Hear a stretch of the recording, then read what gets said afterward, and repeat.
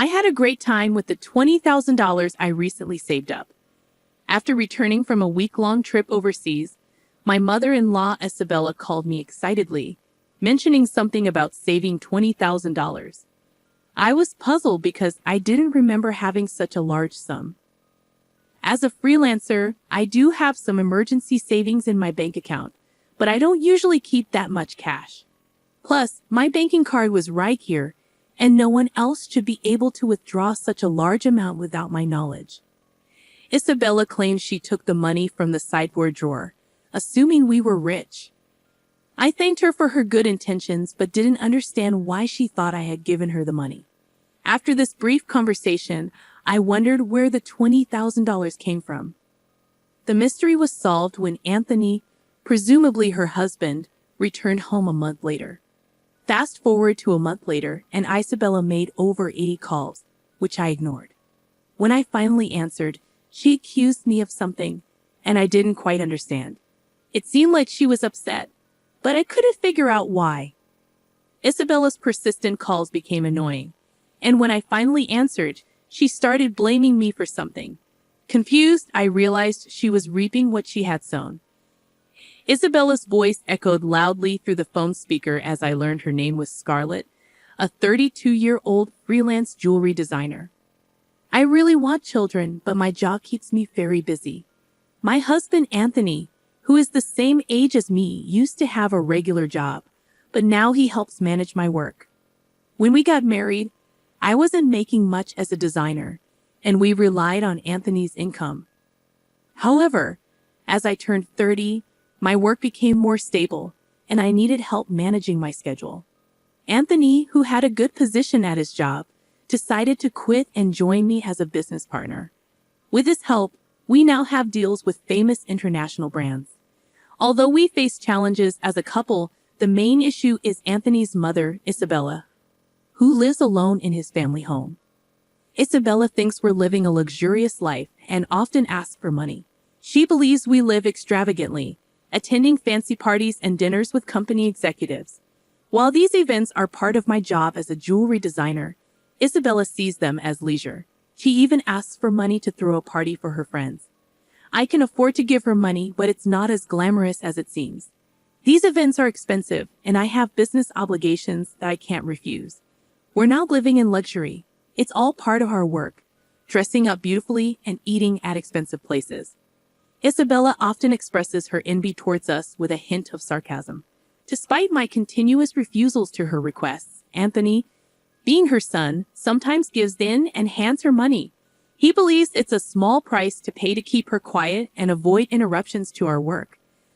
However, Isabella's demands only increase, leaving both of us frustrated. Recently, Isabella came over and pestered Anthony about buying a new dress for an upcoming gathering. Despite suggesting a more affordable two-piece suit, she insisted on an expensive dress for the fancy party. I believe proper attire, whether old or new, shouldn't matter, but Isabella makes a fuss. She also added that she needed a matching bag and was counting on us for that. To address Isabella's constant money demands, Anthony set up a credit card in her name, telling her to use it for her expenses. Initially, she overspent and got warned by Anthony. He then asked her to report before making significant purchases. However, Isabella continued to overspend, once even buying an expensive ring without prior notice. The bill became astronomical, and Anthony, who was paying the bills, couldn't afford it. Isabella seemed to think the credit card meant endless spending without consequences.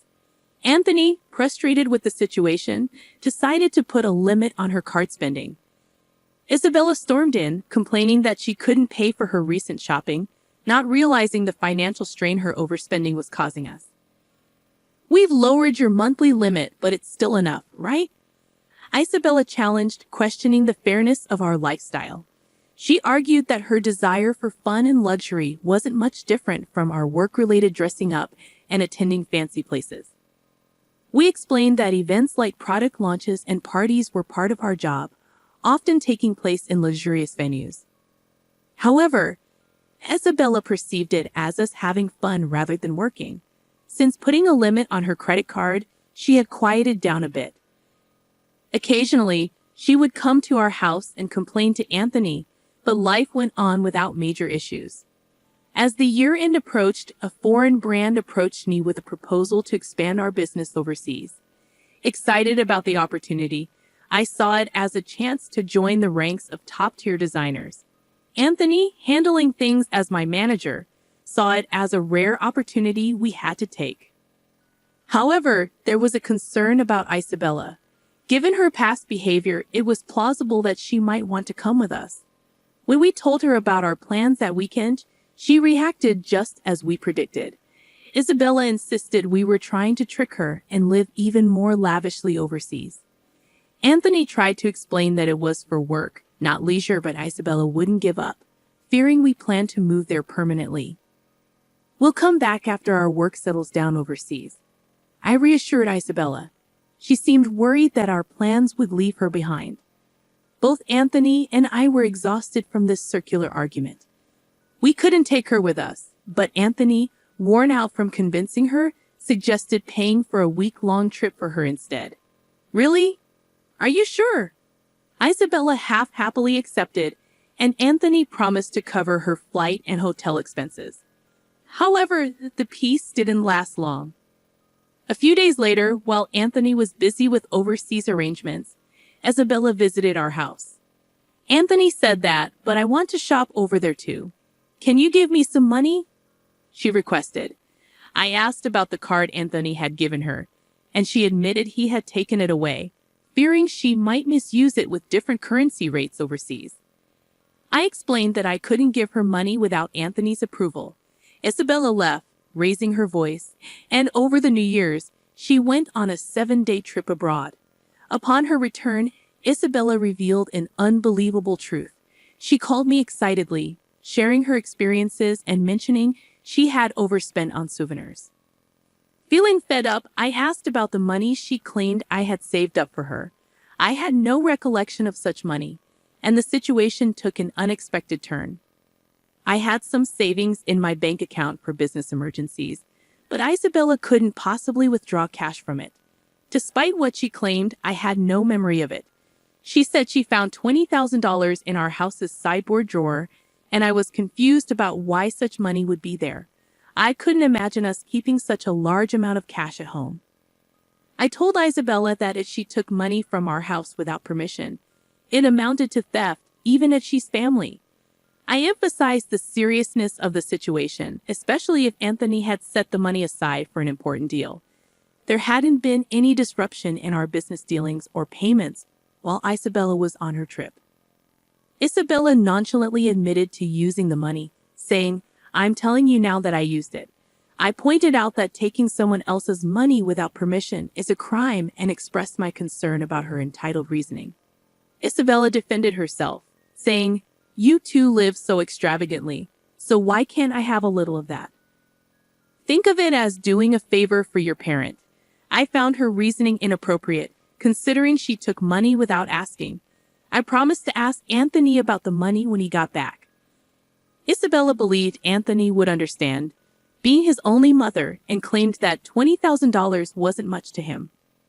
I agreed to pass along the message, still uncertain about the entire situation. I was amazed at Isabella's lack of awareness, and she ended the call by saying, "Please tell him that, thanks." Still baffled by the $20,000 in cash at home, I asked Anthony about it when he returned that night. Anthony had withdrawn the money from his bank account 10 days ago for an urgent payment. He needed cash immediately, but I was surprised that he kept such a large sum in a drawer, considering the potential risks. Anthony, looking troubled, asked if I knew anything about it. Today, Isabella called, thanking us for the $20,000 and mentioning she had a blast with it. I didn't understand what she meant, but it turned out the money was Anthony's after all. However, we still didn't know what such a large amount was meant for. I questioned Anthony about why he had left such a large sum at home, especially when we usually did bank transfers. Anthony explained that after limiting Isabella's credit card amount, she had secretly borrowed money from various sources, including consumer finance cards and credit cards she had opened without his knowledge. When Anthony discovered this, he took all her cards and prepared the cash to repay Isabella's growing debt. Although he gave her the cash, he knew she might spend it recklessly. The situation became clearer, but the mystery of Isabella's actions remained. I planned to pay the institutions directly through bank transfers, but Anthony preferred fewer records in our bank accounts for the sake of trust with our business partners in bookkeeping. So he decided to withdraw the cash and pay individually. Supporting Isabella's overseas trip was like a parting gift, knowing we wouldn't be able to take care of her like before after moving abroad. As time passed, Isabella's calls to my mobile phone became frequent, almost 80 calls every day. Anthony had advised me not to bother with her, but the persistence made me concerned. One day, Isabella's voice sounded almost like a cry as she apologized for bothering me during the busy moving preparations. She explained that she was receiving payment demands almost every day, and Anthony seemed to be blocking her calls. Isabella couldn't get through to him and pleaded for my help, saying I was her only hope. I was surprised that Anthony would take such a drastic step with his own mother. If he had used the money he prepared to pay off Isabella's debts, this situation might have been avoided. Now Isabella was inundated with collection letters from finance companies and consumer lenders, facing non-stop collections calls and seeming helpless to do anything about it. It was a scene I had only seen in dramas before. I mentioned it to Anthony, but I couldn't predict his response. Isabella pleaded for help, saying it was a son's duty to assist his mother. The call ended, and I told Anthony about it when he returned home, but he dismissed it coldly, stating that Isabella wasted the opportunity herself. Despite the continued calls from Isabella, I decided to block her number, following Anthony's lead. While I wished I could help, being Anthony's mother meant there was nothing I could do if he had chosen to ignore her. As the day of our move overseas approached, I needed to finish packing. Looking around the still cluttered room, I couldn't shake the lingering feeling of helplessness in the face of Isabella's predicament. It turned out that Isabella had to sell her house to settle her debts. In addition to the $20,000 Anthony had intended to use for repayment, she had hidden even more debts. The amount was so substantial that even after selling her land and house, she couldn't fully clear it. The total balance was unimaginable. Our family home was gone, and Anthony, though somewhat sad, acknowledged there was nothing we could do. Losing the house where one grew up must have felt like a significant loss. Anthony, having lost his place to return to because of his living mother, must have been feeling a deep sense of loss. Isabella now lived in a cheap apartment, struggling to repay the remaining debts with her part-time job. At her age, finding work must be challenging. I felt a bit of sympathy for her. However, the consequences of her spending led to this, so she was to blame. Even for the elderly, taking responsibility for their actions is necessary. Despite the challenges, my business was thriving overseas, and the move had brought more inquiries from other brands. I received offers from unexpected places, something I couldn't have imagined back home. Although it was all appreciated, I was so busy that I barely had time to sleep. Anthony, too, was occupied with various tasks. At this rate, having children was still a distant thought. I pondered this as I gazed at the foreign cityscape outside the window.